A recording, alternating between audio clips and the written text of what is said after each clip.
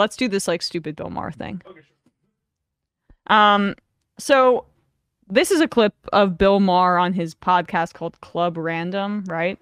Where he just smokes weed and brings on people that he wants to shoot the shit with. Well, unfortunately, Bryan Cranston's the person here who has to bear witness to this. He does this thought. Like this is that should be clear. Like we are kind of playing into a marketing technique for a Bill Maher here. He does this sort of thing where he brings in anybody sort of tangentially famous that he can sort of whine about his like sort of cultural grievances too. I haven't seen this clip, but I assume this was going to be is like try to do the whole cancel culture thing is out of control because that's a way that the only reason anybody talks about Bill Maher anymore is that.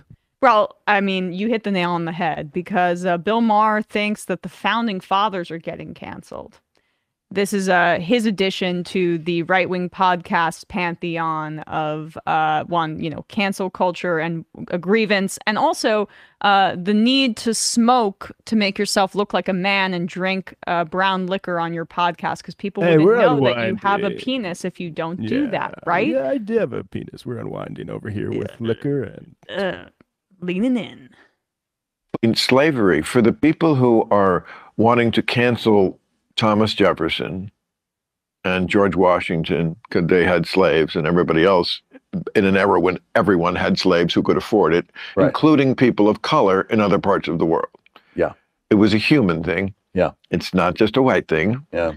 Okay. So if you're going to cancel Jefferson and Washington, you have to cancel Jesus because he never spoke against it.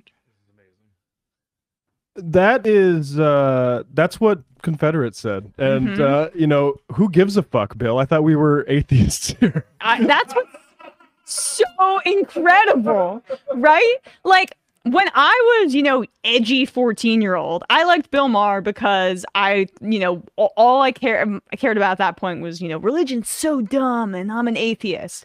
And then it kind of became, well, why are you having Sam Harris on all the time? He says he's an atheist, but he seems to only really want to talk about like Muslim degeneracy and Islam as being incompatible with Western thought. And Bill Maher seems to agree with him all the time. It's a little weird because I thought atheists were supposed to be principled people against religion in general. But the focus on Muslims, brown people, terrorism from Muslim countries in general was a bit over the top. That was my recollection. And it just became more and more of a theme that it was based in bigotry, his anti-religious stances, whatever is left of them now are just right-wing grievances related to anti-Muslim bigotry, because now he's saying we have to cancel Jesus. Why would you care about that, Bill Maher, religious documentary filmmaker? Except the reality is that he knows who he's speaking to at this point.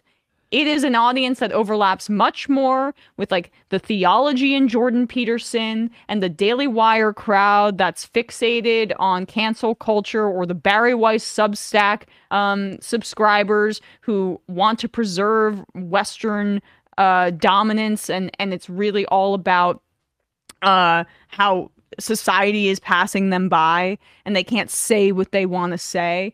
He's a full-blown right-winger at this point. Well, he's also the big thing for him too is, and I think I only was a little bit wiser to it as a younger person, even relative to my parents, who are even still to this day probably kind of Bill Maher adherents. Is that being even part Iranian, and like I understand, like I'm secular, I'm white passing, like I'm one of the least prosecuted people even in my being half Iranian. Yeah. It really pissed me off a lot that like he would be seen as like this equal opportunist atheist, like everyone can get criticized, whether it's Democrats, Republicans, Christians, Jews, Muslims. But like, be that as it may, then he'd say, Islam is inherently extreme, inherently violent. The Texas law enforcement officials dealt with that kid with the clock handily by literally arresting a child and throwing him in a jail cell. I remember that too. And interrogating him because he made a clock for a school project. And Maher said that was the right thing to do. Like, he's a bad person, he's a bigot, and he's only just doing what every person who had that valence 10 years ago did. Now it does in 2023. And I'm pretty sure Jesus spoke out against slavery. Gonna need to do some more, textual reading on that.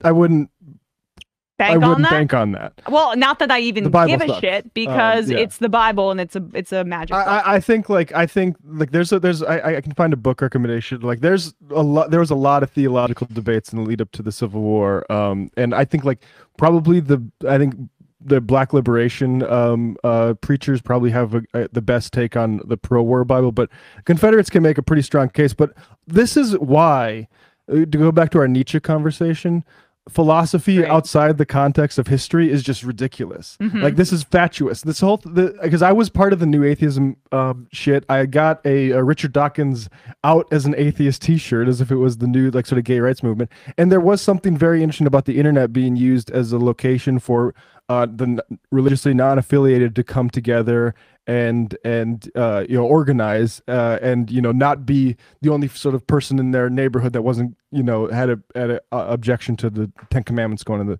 whatever. But the broader context was the war on terror and things like that. So all of a sudden you have the real world impinging on this sort of these ideas that aren't just free floating, they're just out there. So you have Sam Harris saying, well, maybe let's talk about torture all of a sudden, as the state is doing torture. And that's ridiculous. And also, we do the past a disservice when we act like everyone was on the same page about all this stuff at the same time. Like the first Quakers that were against slavery were before America was a government. And also people wanted to cancel Thomas Jefferson for his relationship with his slave Sally Hemings, slave child Sally Hemings in his day, which is why he denied it vociferously to his death. And we've covered this on the show, his ancestors denied it until DNA evidence proved it in the 70s or 80s or 90s, maybe it was. So this is just a fatuous view of history that it doesn't give credit to the people who actually were there agitating to make history or the world somewhat better throughout history. Right. I mean, and you can almost just bring it back to Bill Maher's place during the Iraq War.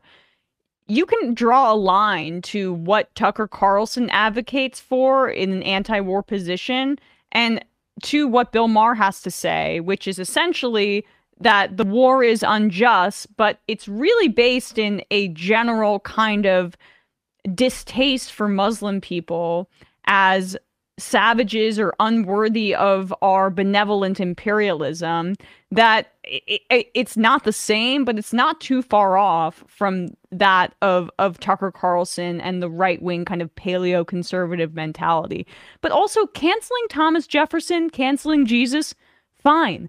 What does that entail? These are just kind of archetypes and historical figures that we've deified and made into people that are larger than life. It's a child's way to view history because it's all about characters as opposed to power. Yeah. I mean, I'm sorry that your bedtime story hero, that your founding father Marvel character is not exactly being portrayed in the way that you'd like it to be. Yeah, exactly. This is him being upset that myths are being sort of reinterpreted, and I am for I'm not for a simple binary good or bad person history I think actually engaging with the blood of tyrant stuff, that streak of Jefferson, the free speech stuff. I think some of this stuff is good, and then when he fails on say the issue of the Haitian Revolution, then all of a sudden you can't look at this guy as liberty patriot and then not understand certain failings, particularly in the context of slavery. And this idea that the Constitution was set up so we could then get to slavery later. No, the first half century of America, it was verboten to talk about it in the Senate. There was actually a rule against it. And you don't talk about that suppression of free speech so much, do we? Don't burn that rule.